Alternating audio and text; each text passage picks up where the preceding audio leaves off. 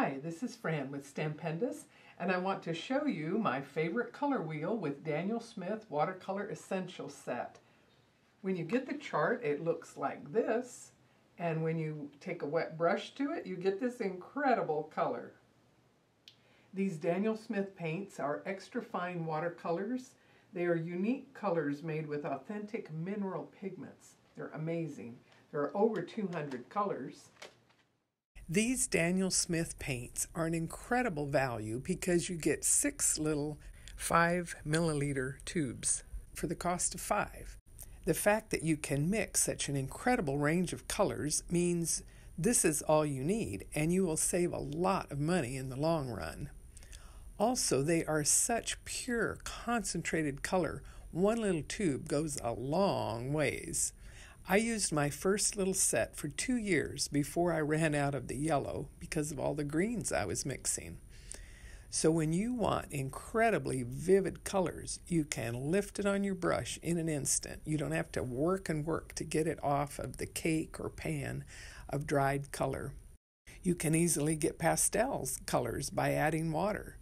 When these colors mix, you can get dark browns and blacks, but they don't get muddy in the sense of opaque like an oxide paint will do. I much prefer the tube option so that they are wet if you want to apply them to your palette for easy mixing, as I will show you later. They will dry in your palette, but you can always revive them with water. In fact, I spritz them with a spray bottle and I'm ready to go. No paint gets wasted by them drying up. So if you haven't tried Daniel Smith paints, watch out, because once you've tried the best, it will be hard to go back. But what I find so incredible is this one set of essentials here is considered a split primary, meaning you have 3 cool colors and 3 warm colors, and from that you can mix this incredible array of very dynamic colors. There's a lot of information and instructions on this page that will make it easy for you. And if you want to just follow along, I will show you what worked as the best sequence for me and give you a couple of tips.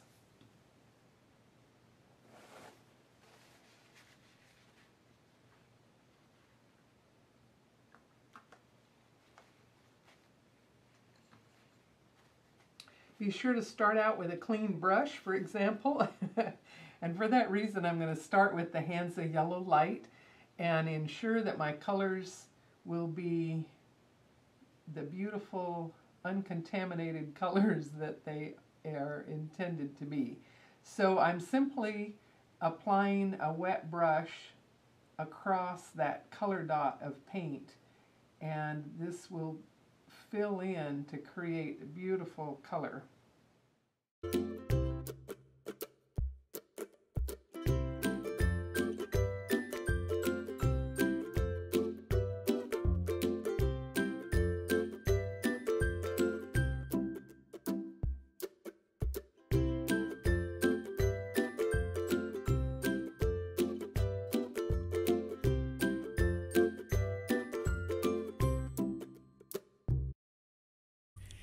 The circular part of the color wheel shows combinations of 2 colors, but these are only a few of the many combinations that you could try. And again, I'm going to check that my brush is nice and clean, and I'm going to start with my Hansa Yellow Light.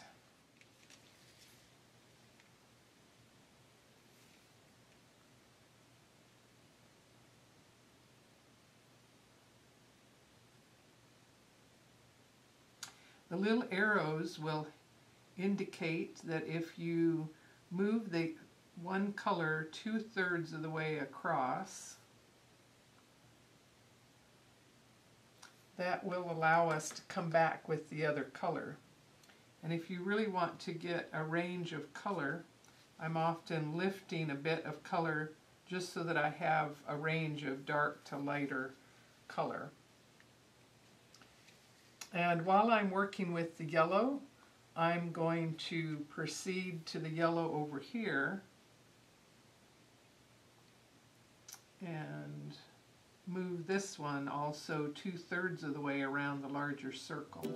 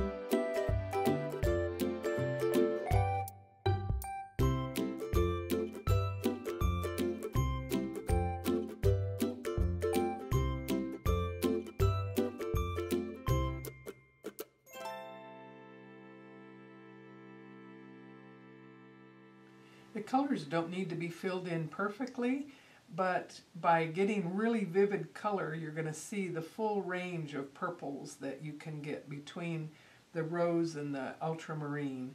And all of the range of color by doing it in a circle, I think is very helpful.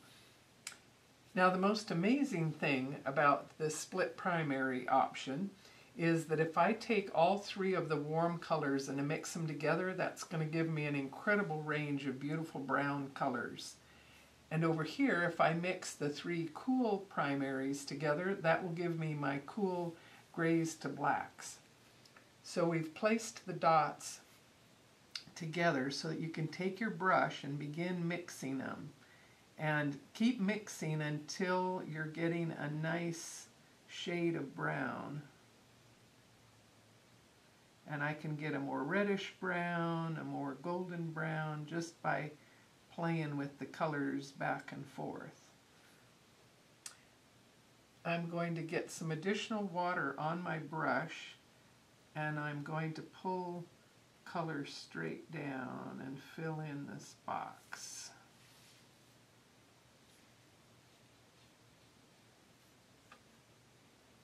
Then I want to see some lighter colors, so I got more water just to show the range of browns. Pretty amazing, huh? Next, I have the three cools to create the black. And again, I'm going to keep mixing. I'll admit this one is a little bit trickier to get the right balance of the three to get a good neutral gray to black. But I'm going to keep mixing together up here.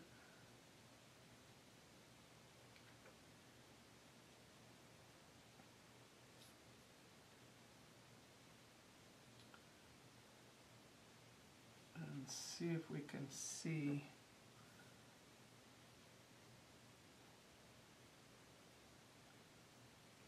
light to dark within this.